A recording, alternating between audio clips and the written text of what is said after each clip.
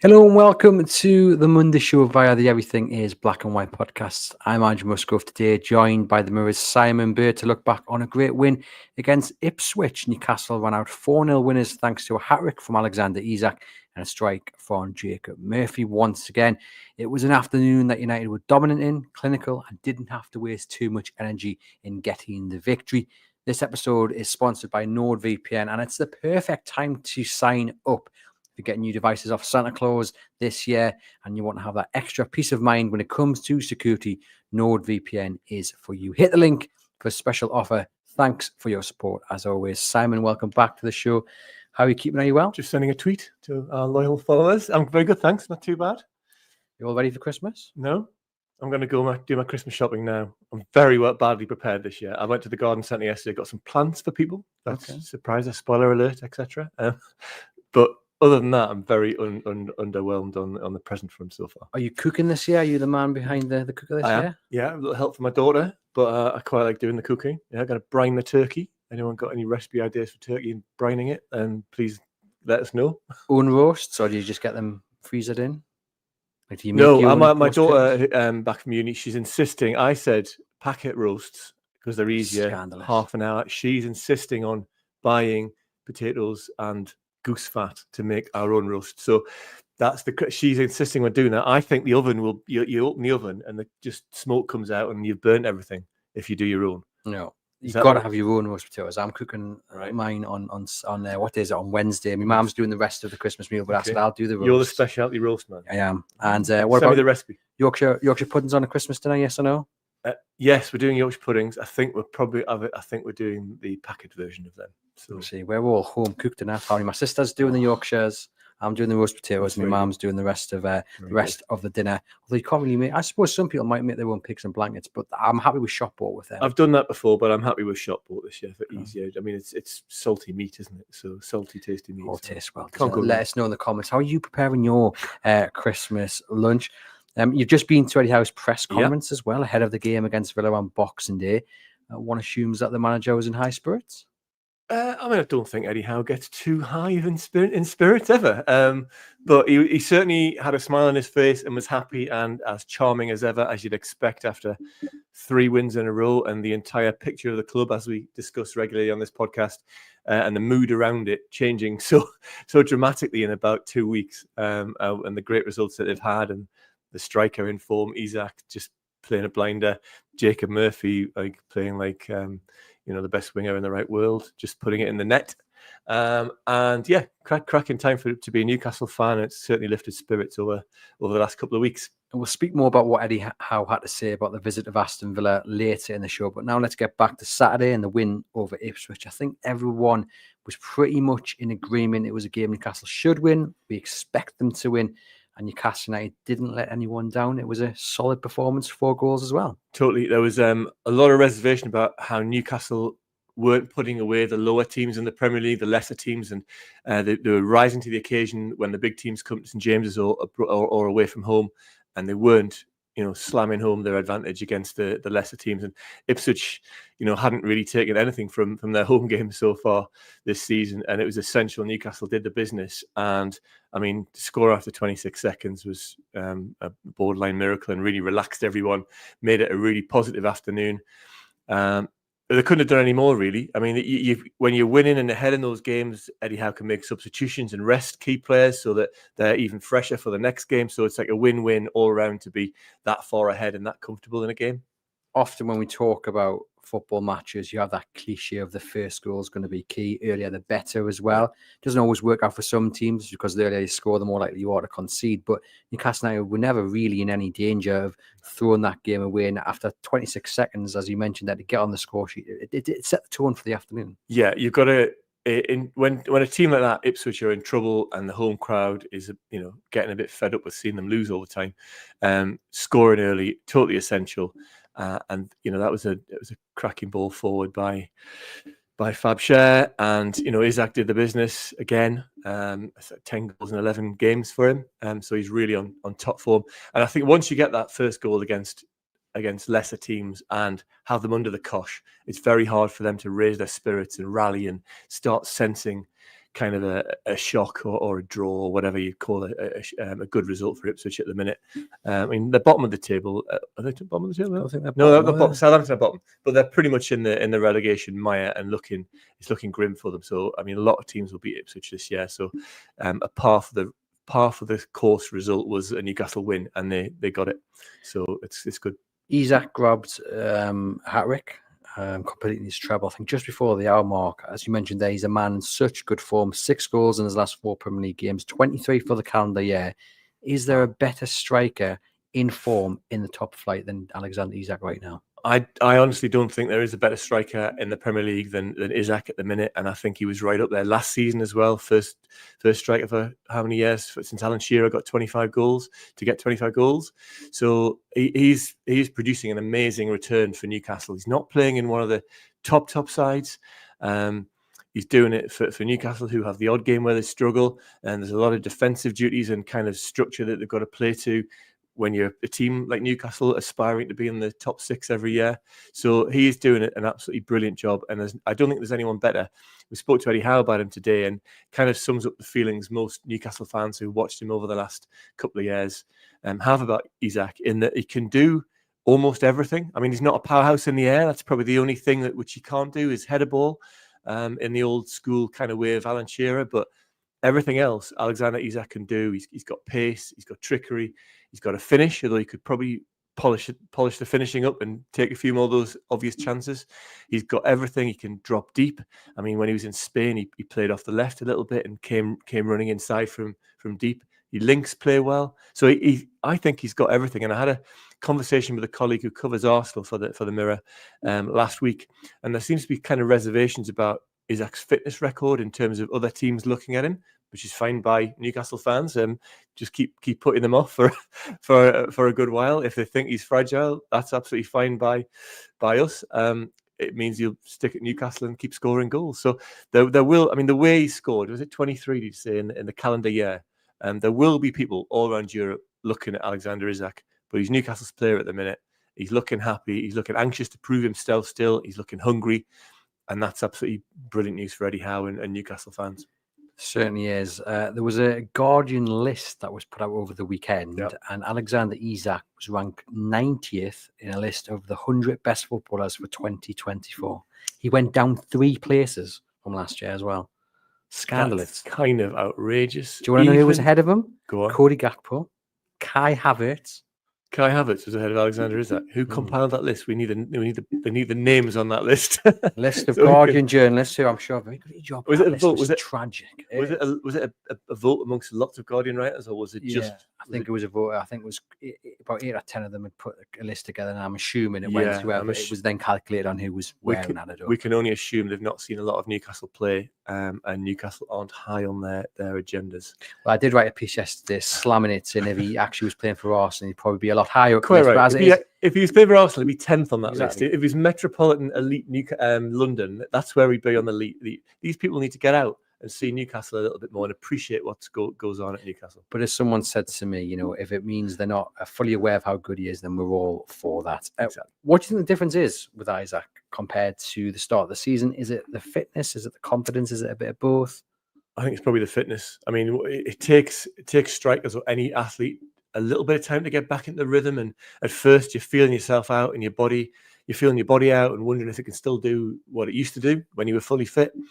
And even when you're fit and you've trained and played matches, there's nothing like the polish and the sharpness of playing 5-10 games in a row and knowing the intensity and the work rate you've got to put in to work your marker and make those runs and get the press timed right with your colleagues.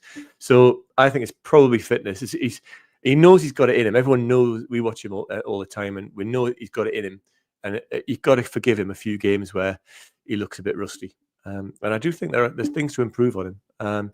And most specifically, the finishing when he's had a couple of scuffed shots, or when he's one-on-ones to be where he's just not at the level that he can definitely get to. He had a couple against Ipswich where he's just kind of back past it at the goalkeeper. There's been other examples in recent weeks, but he has an eye for awkward and spectacular goals as well, doesn't he? Yeah, it's just when you think the shots, he kind of takes a shot, not quite when you think he's going to take it. He kind of pops it out or does it at a strange angle, and there's some kind of weird instinctive improvised finishes, which is his magic, really, that he gets his foot in the way and flicks it at an angle you don't think it's going to go, or he has a real knack of scoring those unexpected goals where you think the defender's going to get a foot in. And Isak's form is no doubt picked up as well, because Jacob Murphy has also found his feet in recent games, pinging balls into the box, also scoring a few.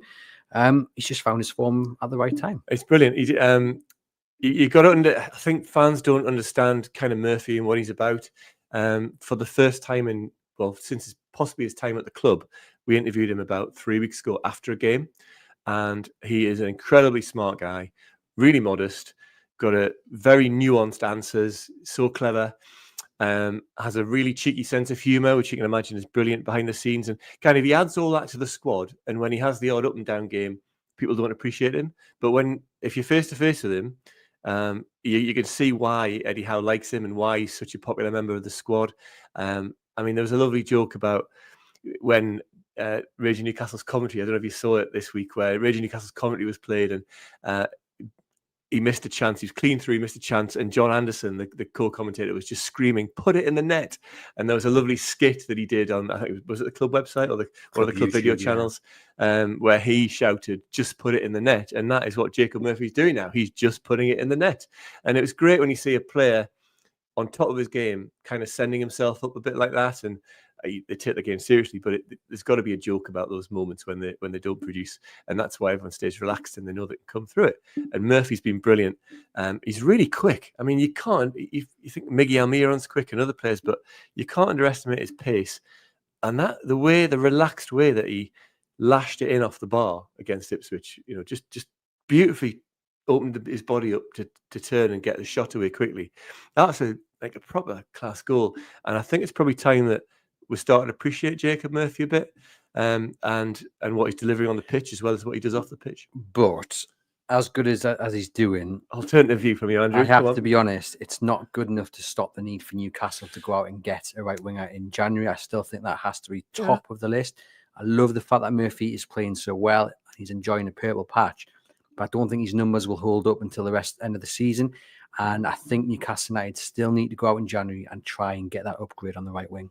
That is true. You want all positions to be upgraded, and you want every player to be challenged. And if they sell Almiron, Wolves, or Leicester, wherever he might go, which is looking increasingly likely, I think they do have to get another right winger in. But that right winger is going to have to come in and realise that Jacob Murphy's on fire at the minute and producing assists and goals, and he's going to have to produce. So, you're going to sign for the club thinking, I've got to be on my A game here to get in. So it's good all round, and I don't think that's like a worry that Newcastle should have. I think they must be trying to upgrade that right wing position, and Murphy off the bench or Murphy on in certain games is an option. Which, I mean, we said Miggy Almiron's numbers wouldn't hold up in that season where he had his purple patch and got 11 goals and was on fire, and they did. He kept scoring. So maybe if we appreciate Jacob Murphy a bit more, get behind him, maybe his numbers will kind of hold up. I'm loving that positive outlook, and I would love to be proved wrong. Let us know in the comments your thoughts on Jacob Murphy. Il Corvo has commented to say he is very quick. It's the primary reason that he's playing in that position ahead of Harvey Barnes. I think, obviously, Jacob Murphy had a great game on Saturday against Ipswich, 2 assists and a goal. We do have to pay tribute, though, to the Ipswich left-back, Leif Davis, who decided he was going to have arguably his most pitiful game for Ipswich. I've just checked his average position, and you can do this on various websites where they document the average position of every player. So, for example, Sandro Tonali, very much the anchor man for Newcastle United, has been for recent games, sitting in that middle. Leif Davis, left back, was on the halfway line. That was his average position. Now, his counterpart on the other side, the right back, was much more closer to Ipswich's box. So that shows you how much he was out of position. Very silly. And very naive from Kieran McKenna as well, because Newcastle punched him in the first 30 seconds of the game when Leif Davis went straight down. So I don't understand why they didn't change it, and why for the entirety of the game that he was involved, Davis was just everywhere but where he should have been. It's really unfortunate because Leif Davis is one of those left backs which Newcastle fans look at and think, Geordie lad, and wouldn't it be great if one day he could play for the club? But there was clearly a targeting of Leif Davis tactically by Newcastle. Clever, they've spotted something there which they can exploit. And you often look to the fullbacks and how advanced they are. If you can nullify them or get in behind them and really exploit the space, that's what Newcastle did on Saturday. It was a tactic that absolutely worked. And I think in the last couple of days, they've won three games in a row now, and I know we're really positive about these wins, and Newcastle have put the games to bed brilliantly. But there is something to be said about you mentioned the word naivety of the opposition. I think there's been amazingly a lack of research and a lack of kind of appreciation of how you can stop Newcastle, how you can disrupt Newcastle. In the Leicester game, we thought they'd come to St James's Park, and Ruud van Nistelrooy would get his team to sit in, make it difficult, make low block, make Newcastle break them down from a very compact defensive shape. And they didn't. They were absolutely all over the place and spread out and loose. And that tactic could have worked, but they didn't. They didn't spot it. They didn't play it. Weird. Probably more to do with Van Nistelrooy trying to drill a positive way of his team playing than anything else. But that was weird. They didn't spot it. Brentford turned up. Same thing you could do. Desperate for an away result because they can't win away from home. And they played a slightly weakened team and just didn't turn up. And were loose and all over the place, and the centre backs weren't very good. And then the Ipswich game, same again. Why have Leif Davis so advanced early on that he can be really ripped apart and exploited? There's been some tactical naivety or a lack of nous or a lack of stubbornness that teams should be trying to show against Newcastle. But let's not broadcast that too loudly. If Villa do the same on Boxing Day, that's what Newcastle fans want. So I think that you can kind of dampen down the euphoria over 3 wins in a row by saying that the opposition has been a bit naive and a bit missing the point that they could have missing a tactic that they could employ. But Newcastle got to beat what's in front of them, and they have done convincingly. I mean, just last question on Jacob Murphy. I've seen a few people suggest in January, and I know this isn't going to happen, but I'm going to get Simon's view on it anyway, that they should cash in on Jacob Murphy because he's hit that purple patch, and a lot of people feel like Newcastle maybe missed a trick when Almiron had that brilliant season and they didn't sell him in that summer. I mean, if someone came in with, I don't know, 15, 20 million for Jacob Murphy in January, are you cashing 15 in? For a man who's getting assists and goals for fun. How long's his contract? I think he's got a couple of years, hasn't he? He's only just signed an extension, hasn't he? He's always got the longest contract of anyone at Newcastle, I think, from his historical perspective. Would you cash in for 15? I wouldn't cash in on him right now. Absolutely no chance. Expires June the 30th, 2027. Oh, right. So he's got another kind of two years after this season. I mean, you might look at it in the summer if his stock's high, but I think he's probably happy and settled here, and I would think. He is an essential part behind the scenes of Eddie Howe's team, but also he's playing really well. I don't think for the money you get for him, I don't think it's worth cashing in on him. I just don't think he would be very good on the PSR front because when they bought him how long ago? Like years ago, 7-8 years ago. So his book value is probably quite low. So you probably get most of the money back if you sold him PSR wise. But 15, 20 million, you'd be looking at 30 for Jacob Murphy in this. I might be tempted at 30 million if we're playing fantasy sporting director again, which we like to do. There we go. Let us know in the comments. We've got Cruel to be Kind saying, let's see how Murphy does against the better teams. Well, we're going to find out over the next 3 league games. We've got Corva saying we've seen 2 naive promoted teams get hammered by Newcastle recently, giving Murphy, Isak and Gordon that kind of space in behind. Andre says not just Murphy's pace, it's concentration, focus, effort, attitude, and grasping the opportunity. All things Barnes hasn't done. And Davey adds, our stats say we don't lose 80% of games when Murphy starts. He's very underrated. So a lot of backing in the comments. And of course, as you said, Eddie Howe definitely likes him. So he won't be going anywhere in January. And fingers crossed he can keep up this goal-scoring habit that he's found in the recent weeks. Well, he has to keep it up. I mean, that's the challenge, isn't it? Some massive games for Newcastle ahead. I mean, Villa and Man U. It will be interesting to see how they do it. Well, against Villa especially, because that Villa game is a bit of a needle game in that it's the 2 clubs on Boxing Day who have gate crashed the Champions League places in the last 2 years, and it's kind of Villa probably long term on Newcastle's rival to be the usurper in the league and the one who rattles the cages of the established elite. Although that might be falling apart at the minute and crumbling with Man U's continued demise and Man City going down the drain. So that's all up for grabs. Interesting games ahead. But yeah, Murphy's got to deliver it in a big game, and maybe, if you can rocket a 20-yarder in for. Well, I'm so happy that he had the performance he did against Ipswich on Saturday, because after the way he celebrated against Leicester City, with the Watt celebration, I felt like he'd put himself out there. Yeah. And if he hadn't followed it up with the performance we've seen since then, I think there would have been a bit of criticism. You can't do that and then not follow it up with good performances. But he's done it, and long may it continue. And we saw Newcastle press Ipswich, and it really was on show for Newcastle's third, which was Alexander Isak's second. Isak runs into the box to close the goalkeeper down, and Bruno then follows in and forces Burgess to make a mistake, and Isak can pop the ball in the back of the net. It wasn't that long ago when we were talking about only one man really pressing, and that was Sean Longstaff. Sean Longstaff against Brentford in that instance. But along with the results, along with the performances, something has changed. A light switch has been flicked on, and it shows that when everyone's pulling in the same direction, following instructions, because if Isak had gone in and it was only Isak, then Burgess could have just turned and played the ball out. But as it was, Bruno right there, and they've scored, and it's good to see. Well, this is what I like about the new formation, which they've worked out with Tonali being the anchor. Tonali's the anchor man, and it releases Bruno. And I know Bruno, from discussions I had with people in the summer, wanted to be kind of influencing the game further forward, doing a little bit less of the, legwork defensively, although he's still doing that. But I think he wanted to be more of a front-footed influencer in the team.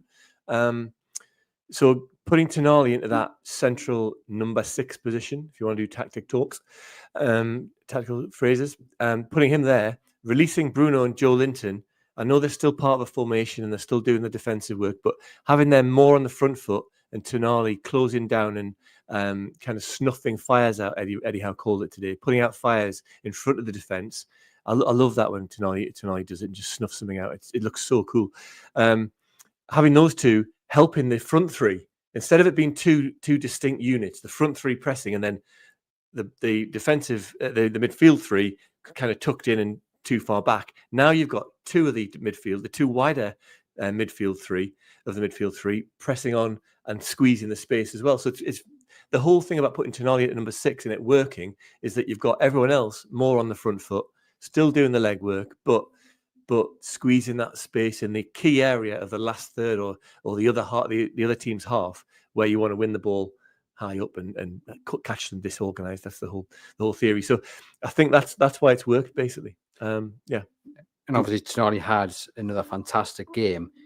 Why do you think it's clicked like now or in the last few weeks? Eddie Howe was very, very, very cautious with him and he got a little bit of stick for it, but Eddie Howe's been proved right. Well, he was kind of. I know that Eddie Howe is all fluid, but he was we've seen him as a Bruno in the middle of the center of the midfield three, Tonali on the right of it, and that didn't quite kind of click or work. And I think the foundations for this were laid in the cup game where they played Chelsea. Correct me if I'm wrong. Yeah, and right. Tonali was given that central role. And he immediately looked more comfortable. He's the main man. He can dictate. He can set a tempo. He can snuff things out and read the game. He can close down bits of space that he wanted to. And it looked like that game made him think that he could impose himself on a game rather than being squeezed out to the right of the midfield three. And I think that was possibly the template that Newcastle tried that they saw could work. And I think it really has done. I think that midfield trio now works in a really good way, and that's what you want now. Those relationships building. Even Tonali and Bruno, who I asked Eddie Howe about at the last press conference, have a great relationship off the pitch and always have, even last season. Two alpha midfielders, two guys who want to be the main man. They're working really well together, and they are doing neat exchanges of passes, clever passes. Advanced up the field, so there seems to be like relationships building and chemistry kind of working elsewhere in that midfield now, which is good to see at this stage. So we're hoping now that Newcastle have got their rocky patch out of the way early in the season. Other teams will come to their rocky patches, and Newcastle, it remains to be seen, can now have largely a settled 11, and really push on get a run of results going and start enforcing themselves on the league. Yeah, because the next kind of few games in the League and Cup are all winnable, and Newcastle could get into February. I know we've got to keep ourselves grounded, but in a really good position in both Cup and League. So fingers crossed they can do that. And this week has really set the foundation for that to be a potential. And I'm really excited for the next few weeks because we saw on Saturday some real standout performances. Alexander Isak obviously getting the hat-trick, Tonali looking brilliant, Bruno just looking so much happier with that kind of freer role. Yeah. But we also saw maybe Anthony Gordon a little bit off colour. He got the assist and he was doing plenty of running, but he missed a few chances. And I just think, imagine when another one like Anthony Gordon is actually on his day and is in good form for a match. You know, you go up against Villa, you could have all those players plus Anthony Gordon in good form. It's a scary prospect. Yeah, it is. And I think they've also settled. I mean, Anthony Gordon became almost, when Newcastle had injuries, he almost became a utility forward in that they could play him up front and they could play him on the right, and then they try to fit something of Barnes into the left wing, and Gordon was on the right. And you could see, like, we watched Gordon carefully one match that he got shunted around into a different position, and he clearly wasn't happy. I don't know if it's a show of dissent, but it did look like he had a word with Jason Tindall in one game, and was wasn't that happy about being moved positions. His best position is left wing. That's where he's going to get in the England team. That's where he's the most dangerous. He's got pace to go down the outside. He's got pace to cut inside, score goals. He's like a terrier, closing down that left side with Joe Linton, his fellow midfielder, and with Lewis Hall. The relationship with Lewis Hall's going well. So you've got to keep Anthony Gordon in that left-hand side, in that left wing position. That's where he's best. That's where they're going to get the best out of him. And I think you pick your best players in their best positions and let them do the business and challenge them to do the business. And that's what's happening now. Yeah, certainly. So about consistency when it comes to picking the team, as well as getting consistency on the pitch with the results and performances. Martin Dubravka has come in for Nick Pope. Had a couple of moments he needed to be sharp on Saturday. Plenty of speculation about his future. Nonny House spoke about that in the press conference. Yeah. But first off, how have you rated the games he's filled in for Pope for? I think I've always liked Dubravka, and I think he's made some good saves. He's had a couple of one-on-one saves with a striker. He doesn't let Newcastle down an awful lot, and he hasn't got the physical stature of Nicky Pope. Nicky Pope's bigger, but he knows the defence. He's been here years. He's not fazed by playing for Newcastle United. It's not like a new thing for him, and I think he's stepped in absolutely brilliantly, and being so professional. He's gone. He went to Man U, and it didn't work out quite like he thought it might at Man U. I think he thought he might get in the first team a lot more. But he did get a winner's medal in the Carabao Cup final, annoyingly, for Newcastle, for Man U against Newcastle. He's never let them down. He has been linked with, as we know, Al-Shabaab in Saudi Arabia, and there are reports today that deal's been done. Now, Eddie Howe's denying that and saying today that we're not going to sell now the keeper who's actually paying for us. So Eddie Howe's saying as long as Dubravka's playing for them in the first team and Nicky Pope's injured, they're not going to be selling him. But he did...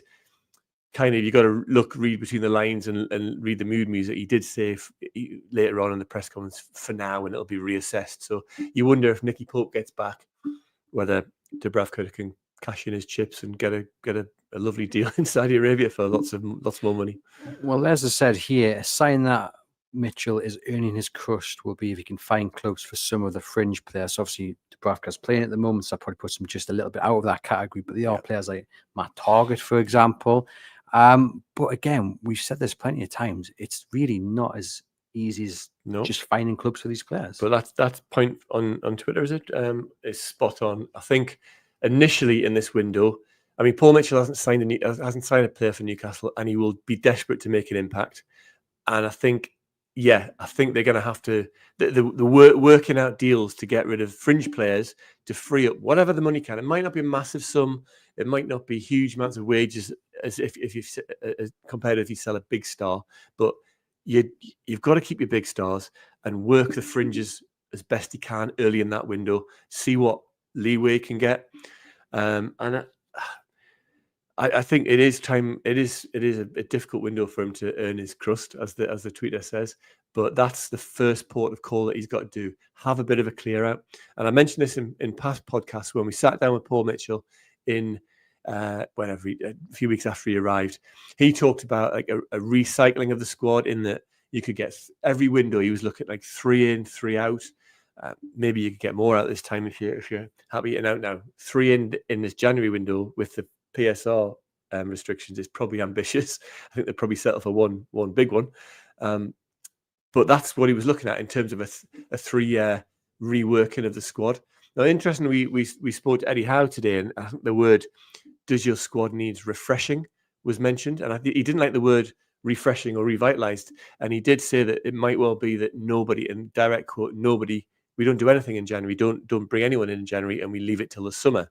Now, I don't know whether we think that's Eddie Howe speaking the truth or playing down expectations, but I think that point there about getting players out the door and money in is the first port of call. Do some early deals as early as you can, clearing things out, and then see where you are, see if the availability is there for what you want. Do you think Sean Longstaff is in danger of being one of those that goes in January? He might be, because it looks like, I mean, Louis Miley is that when you're looking at the squad and you're matching up your first team, and then your tier under that, it does look like on the right there, Bruno. On the right, so right midfield, Bruno is the number 1 player, and then possibly Louis Miley. Longstaff is there at the minute as Bruno's reserve on the right, or covering centre midfield. I think in a few months, when Louis Miley's had a few more games and come back from injury, Louis Miley might well be that second tier player on the right of the midfield 3 behind Bruno. It was good to see him, wasn't it? It was great to see him. You've seen the size of him now. I mean, you look at Louis Miley now, and he was a stick of a 17-year-old last year with no like manly body definition. You look at Louis Miley now, and he's bulked out's the wrong word, because that implies lumbering, but he's beefed up. His legs are bigger, his body's bigger. He looks like a man now. And I think what's really exciting about that is that we saw the same progress with Elliot Anderson, but that was a couple of years later in terms of their ages. I think Anderson would have been 19 when he had that pre-season and he went to the United States, and he looked a different type of player because he'd obviously been working in the gym. Whereas Lewis Miley's probably maybe a year, 18 months behind that age, but yet he's at that stage where you can see he's developing. He's put on a bit of weight, a bit of muscle, and people are really excited to see him back. Yeah, they are, and rightly so, because he showed his potential so much last year. And it's one of those times where you emerge full of adrenaline. You just play on instinct. You don't think about it. Everything you do on the pitch is a bonus when you're a young player and you're trying to make your name. Every touch you have, every assist you get from you, and you're riding the crest of a wave. And he's injured his foot in pre-season, trying to improve his sprinting or his running. And it's been a bit of a setback, but it's quite good. The early indications are with what he hasn't wasted the time out of the team. He's like built himself up. He's become more powerful. And you imagine Louis Miley now. I mean, the comparison is ridiculous, but he's looking the stature of Patrick Vieira. I don't know whether he can play like him or whether he'll emerge and be that good, but he's that tall with that amount of power. As long as he can get around the pitch like he used to, and even get faster, then he's going to be a massive asset. And you kind of trust Eddie Howe and his staff to dip him into games when required to get the best out of him and develop him. And I guess with Newcastle's form of late, everything's going very well. There's not maybe that need to rush him back and think, could he be the player that can turn our season around? Because now what they can do is just take it very easy. If they're three or four goals up in a game, bring him on and bet him in that way, rather than rushing him back and thinking we need that bit of magic. Yeah, that's a good thing. Although he when it was needed last year and he was only 17, he did sink or swim. It was sink or swim time, and he swam. So, but when you're coming back from injury, you don't want to come back 2 weeks early and be pushed too much and put your body at risk. So it's quite good that they can dip him in for 20 minutes.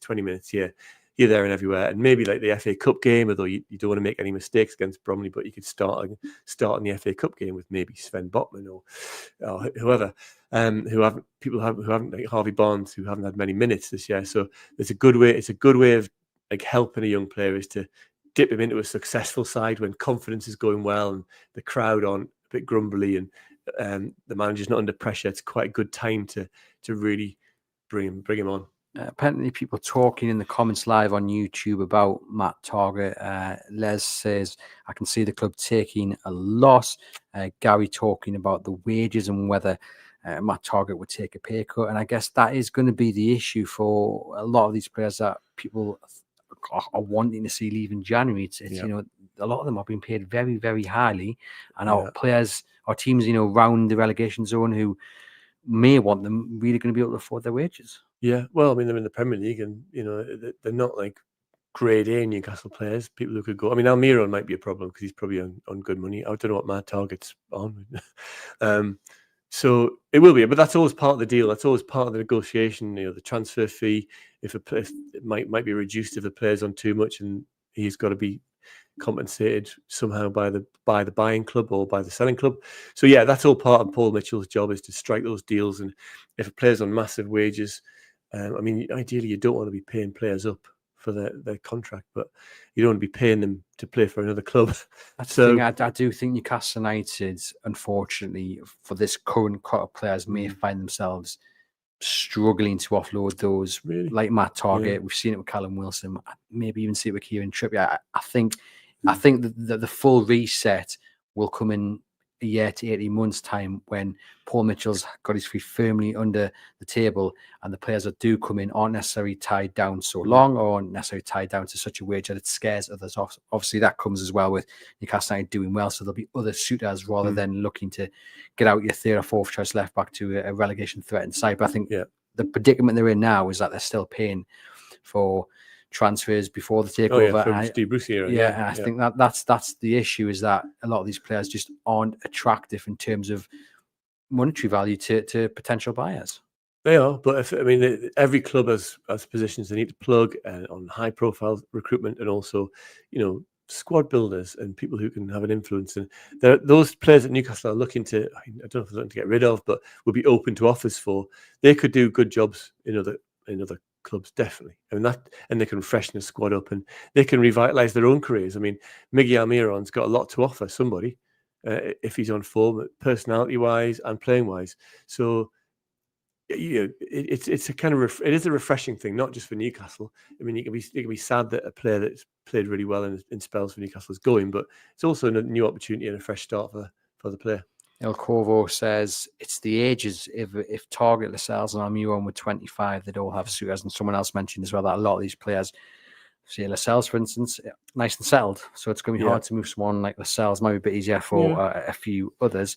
And we have got a few questions sent in, some regarding the transfer window. And I just want you kind of already answered this one, but I'll ask it again if you can do it in a bit more detail, Simon. So Thomas from Whitley B asks, Eddie Howe has been pretty clear when it comes to January. He doesn't expect too much business.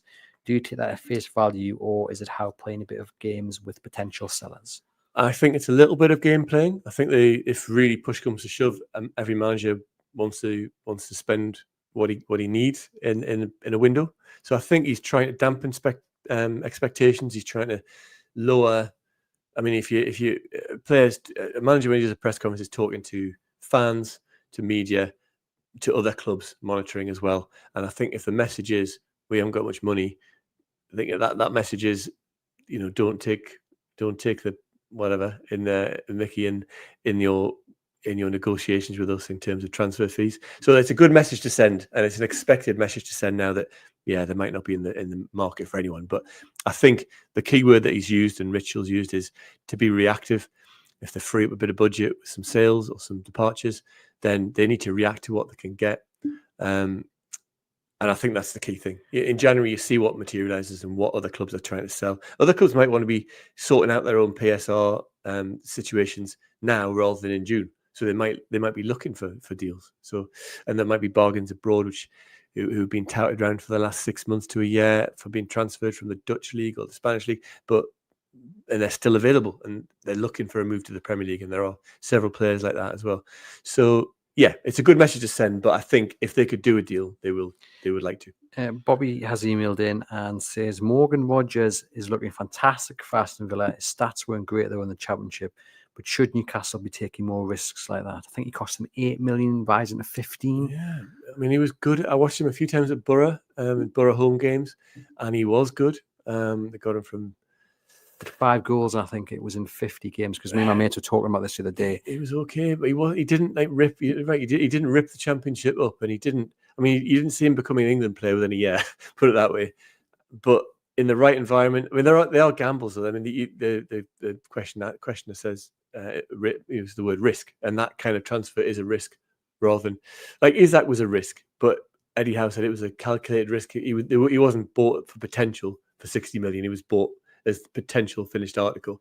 It depends whether Newcastle will get their transfer mix right and buy finished articles for certain positions and then risk for other positions. And they kind of got to mix that up and probably err towards the risk, because they can't. Eddie Howe was on the record 6 months ago when we questioned him, saying they can't buy ready-made elite. That was the phrase he used. They haven't got the money to buy ready-made elite. So they've got to take risks on 20, 30 million pound players. Harry has emailed in and asks, if United can get some money for Miggy, do you think Howe will want a replacement before he agrees to the sale? Possibly not, essentially, because they could play Barnes there. They've got Murphy in form at the minute there. I think they would. As long as Eddie Howe knows the money was in some kind of kitty or going to be available to him, I think he would possibly let Miggy go, and a couple of others, just because they've got to free the budget up. Another question. This one's sent in without a name, but you can send your questions with a name, preferably, to the EIBWpodcast@reachplc.com. Asks, if Newcastle are short of spending money this January, do you think the loan market is somewhere they can target? At the level Newcastle are dealing at and the polish they need in their players, I think it might be unlikely that they do loan deals. I mean, Lewis Hall came on loan, so if there was a younger player a club like Chelsea, or it would have to be from a really elite club. And I don't think really elite clubs in Britain are going to want to do Newcastle any favours.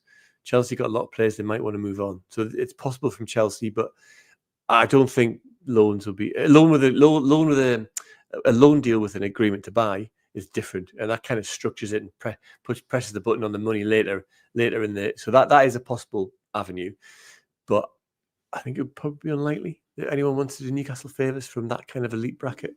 Yeah, club. I agree with you. I think it would have to be a big spend in January, but I'm taking Eddie Howe at face value. I could see them getting through this window without signing anyone. That wouldn't please a lot of fans, but I just think the PSR danger is real, and it would take something for Newcastle not to be impacted in terms of results, performances, if they don't sign a right winger in January. But it's a gamble and risk you've got to take.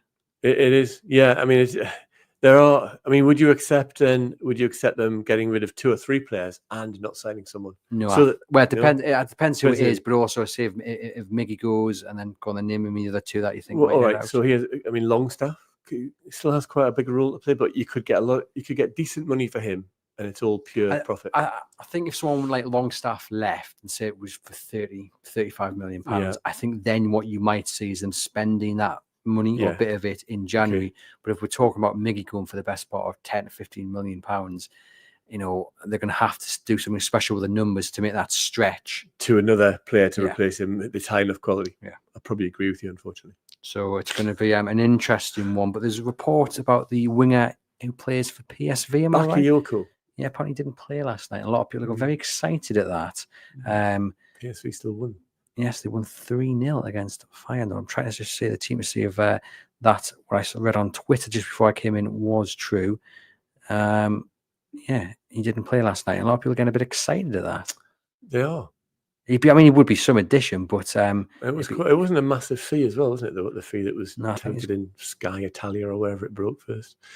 Would you? It was 20 to 30 million. So, an exciting signing, wouldn't it? It would be. I mean, I haven't.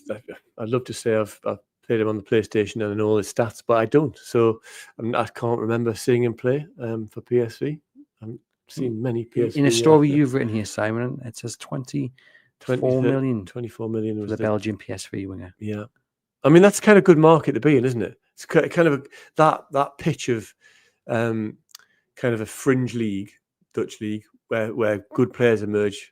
And that kind of price is probably fitting in to Newcastle's January spending market. So it kind of is a good pitch. And the quote that you've got here, this is a story from a few days ago. It's Eddie saying, hopefully we won't lose anybody we won't want to lose. I think everyone has to has got to align. I think there's got to be a lot of things that come together. It's got to be right, not just for the here and now, but for the future as well. We've got to be responsible to make sure any decision we make doesn't affect us in future windows as well, which he's talking about there as well, spending big and then being impacted in other windows, as well as losing a star player and maybe having to not rebuild his squad, but certainly change your approach to things. Yeah, I think the problem with Newcastle is, and Eddie Howe knows it, and so does Mitchell, that they haven't got a lot of scope to make a mistake when they're getting a transfer in. They need their transfers to work and to come off. You can't. I mean, Man U, 600 million spent and like looking terrible. You know that where they go now. Newcastle haven't got that money to waste. I mean, Man U haven't got that money to waste on that scale to build their squad, which is not working. So yeah, Newcastle want to get everyone right, every transfer right, because if you make a mistake, it can really, with too much money, it can really set you back. Bakayoko was not injured to my knowledge. He was on the bench, so whether he was on there to be rested, a few people asking if he was injured. I don't think he was. I think he was just being rested for what was a pretty big game as well. So I can see why people are reading between the lines with that one. We're going to finish off in a moment with a game of winner stays on. So we'll do that in a second. But I just want to ask you about the week that's gone and what's to come, because the win against Ipswich has capped off a great week. But I'm still very wary of seeing Newcastle United are back. Aaron Stokes, who usually sits in that chair on a Monday, texts me after the game to say Newcastle United are back. But I don't think they are.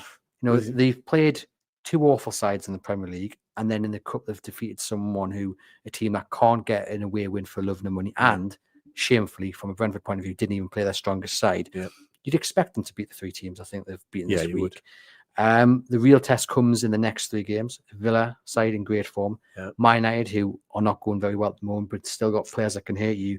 And Tottenham, you just don't know who's going to turn up. Is it going to be a Tottenham who dominate, or a Tottenham who fold like they did against Liverpool? I think after the next three league games, that's when you'll make or be allowed to make your real judgment on where this season's going. But what do you think is par for the course for those three games? If we're setting a points target, which they might do internally, I think maximum points is very achievable, if I'm being totally honest. Really? Yeah. My God. But if I'm being realistic, I think if you win two of them, you're looking all right. But I don't see any reason why they can't go, especially the next two. Yeah, Villa and Villa at home. Villa aren't great at St James's Park, are they? They don't. And I think Man United is just they're a joke. And you could go to Man U. I mean, Bournemouth did it, didn't they, yesterday? So you could go to Man U and win. I just think it should be satisfying. Saying we're back, it's a bit risky because we said it, or some people said it after the Chelsea. Aaron Stokes. You're going to quote that back to Aaron Stokes. Every time. I made sure that he actually meant it this time, because he argued the last time after Chelsea, Arsenal, Forest, he didn't say it. He said we're nearly back, and I said nearly. But this time around, he said we're back. But they didn't follow it up, did they? Last time around. So that's I think Aaron must have been in the Gallagher end after a couple of pints to be that excited. He's not usually that excited. He's not. But he's broken cover. He's broken cover, and he says Newcastle are back. Now, I think that's a bold statement, and I don't think Eddie Howe would be saying we are back to anyone. But the next three games, perfect. That after three games, 7 points out of 9 in the next three games, and Newcastle can say they're back. And then you're probably 5th or 6th in the league then if you do that. Because my concern is that I think we've been here twice already this season, where you think, right, this is it, kick on now. Yeah. Last week's been brilliant, but then if you lose the next three, that's not going to happen. It then switches. But I don't think it will happen. But that's the reason why I'm just a little bit wary. But we're always wary. I mean, A, we're journalists. B, we've covered Newcastle for years, and C, because you can't get carried away. In the inconsistency of this season, so and D, many other reasons. So, but they've met the challenge of this week. We said go out and win all three games. They've done so. So please, Eddie, go and make it now 5 or 6. And confidence really is celebrate. Yes, confidence is high, and it's a momentum. Yeah, so why not? Most certainly. So right, winner stays on.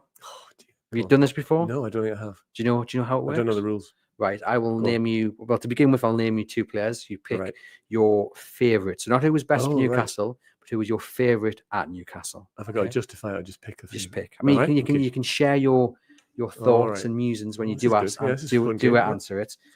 So who was your favourite at Newcastle? Okay. Yeah. We'll begin with Tino Asprilla or David Kelly.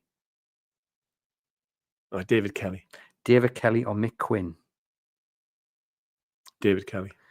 David Kelly or Muradina? David Kelly. Sorry. David Kelly or Darren Huckabee? I've Oh. gone a bit left field here. This is actually a decision. No, David Kelly. I was David gonna Kelly. say. The hat trick against Leicester and that 6-1 game at the end of the season when I was a student and I was in the Gallagher end, and people were having, the old terrace where people would just have a wee in the middle of the terrace and it would flow down. It was that kind of atmosphere. Was it 5-0, 6-0 at half time? Yeah. That game, David Kelly's like a god because of that game.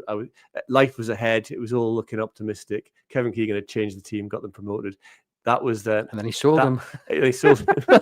But that was a magical time to be alive, and to be 21 years old or whatever I was at the time. So David Kelly's getting all my votes here. Okay, so David Kelly or Demba Ba? Oh, Demba Ba was good. I mean, he's scored my favourite ever Newcastle goal. Did he? Against Reading. Teote long ball over the top and Ba hit it on the volley. On the stretch. Yeah, that was a good one. I'm going to change up and go Demba Ba. Demba Ba or Pape Cissé? Oh, Pape Cissé. I love Pape Cissé. Pape Cissé or Dwight Gale? Pape Cissé. Pape Cissé or Andy Carroll? Oh, we've got him here. He's thinking. I should be loyal to Andy Carroll, Geordie boy, and all that, but I'm still going Cissé because of his strike rate and his finishing power when he's on it. Pape Cissé or Antoine Sobieski? Oh, man, come on. I mean, Sobieski had a little period as a cult hero, didn't he? But Cissé still. Okay, Cissé or Craig Bellamy? Oh my God! I mean, like I actually had a few run-ins with Craig Bellamy, and he knocked me getting onto a plane before or after a European trip once, and he was unhappy with something I wrote, and he may well have scored a goal in Mallorca and ran across the pitch and did that gesture to the press box, which may well have been aimed at journalists. So Craig Bellamy or Ba? Cissé. Or Cissé. Yeah, you're going to Cissé. You know what? I'm actually gonna change, and I'm gonna go Craig Bellamy, and because he was such a knock, but he was our knock, and he wanted to win, and he was fiery, and he was great copy, and yeah, Bellamy for lots of wrong reasons, but lots of right reasons. Okay, Craig Bellamy or Leon Best? Craig Bellamy. And finally, Craig Bellamy or Peter Lovenkrands? Oh man, I'm gonna have to go Craig Bellamy again. Craig Bellamy's the winner. Craig Bellamy was such a personality, and he was such a part of that squad. That squad going from like 13th, 11th under Bobby Robson to him signing and having loads to prove, and Rob Ayre signing and Shearer getting fit. That was kind of like almost the peak of my coverage of Newcastle United when that team turned around and got fourth, apart from Eddie Howe's fourth place. So Craig Bellamy's the winner. I did not expect that. So Craig, if you're watching, I'm sure you didn't expect that either. He's turning out to be a really good manager, a really thoughtful manager. He's had lots of ups and downs in his personal life, and I think he's rounding himself off as a human being probably as well. So welcome. There we go. Let us know in the comments who you would have picked. That is the end of the Monday show. Thank you very much for tuning in, Simon. Thank you for coming.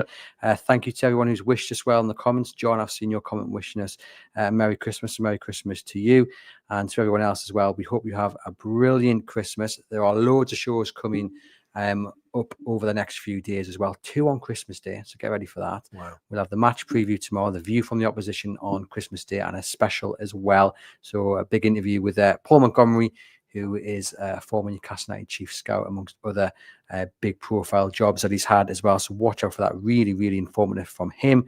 And yeah, have a very good Christmas. Anything you want to say, Simon? Just Merry Christmas, and thanks for all the comments and support from the listeners. They're much appreciated. They're all read and keeps us in check and keeps us thinking about our jobs. So that's good. Yeah, certainly so. So for myself and Simon, we'll see you guys very soon.